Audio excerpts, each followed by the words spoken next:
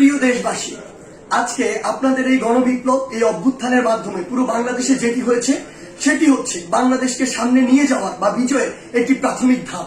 এর কিন্তু আরো অনেকগুলো ধাপ রয়েছে। এটির চূড়ান্ত পর্যায়ে যাওয়ার পূর্ব পর্যন্ত আমাদেরকে প্রত্যেকটি স্টেপ অনেক চিন্তা করে ফেলতে হবে। আপনারা মনে রাখবেন, যারা আজকে পরাজিত হয়ে চলে গিয়েছে তারা কখনো একদিনের মধ্যে পুরো বাংলাদেশ থেকে শেষ হয়ে যাবে না। তাদের বিষ দাঁত দিয়ে তারা সর্বশেষ আরেকটি আমাদের যে ছবল সেটি দেওয়ার চেষ্টা করবে, কিন্তু আমরা সেটি আসলে হতে দিব না। আপনাদের একটি জিনিস মনে রাখতে হবে যে পুরো বাংলাদেশের যে সংখ্যালঘু ভাই বোনেরা রয়েছে তাদেরকে নিরাপত্তা দেওয়ার আপনাদের দায়িত্ব নিতে হবে। তাদেরকে যেন কেউ স্পর্শ না করতে পারে, এটি দিয়ে কোনো ইস্যু যেন তৈরি না করতে পারে।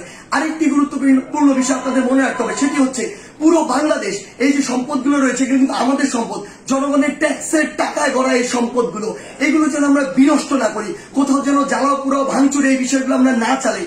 কারণ দিন শেষে আবার আমাদের ট্যাক্সের টাকায় এগুলো আবার পুনঃপ্রতিষ্ঠা করতে হবে। বাংলাদেশ অর্থনৈতিকভাবে এখন কিন্তু ভালো অবস্থায় নেই, সেখানে এগুলো আবার গড়ে তুলতে আমাদের অনেক বড় একটি সাফারিং এর মধ্যে দিয়ে যেতে হবে। সেই জায়গায় আপনাদের প্রতি অনুরোধ, আমাদের এই কাজগুলো আমাদেরকে রিপ্রেজেন্ট করে।